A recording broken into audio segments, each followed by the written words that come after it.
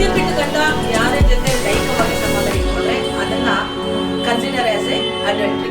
ಅಂದ್ರೆ ಇದಕ್ಕೆ ನೀವು 2033 ಒಂದು ಪನಿಷ್ಮೆಂಟ್ ಇತ್ತು ಇದಕ್ಕೆ, ಆದ್ರೆ ಇವಾಗ ಅದಕ್ಕೆ ಯಾವುದೇ ರೀತಿ ಪನಿಷ್ಮೆಂಟ್ ಇಲ್ಲ. That is one of the ground for the divorce ಆಗಿ ಕನ್ಸಿಡರ್ ಮಾಡ್ತಾರೆ.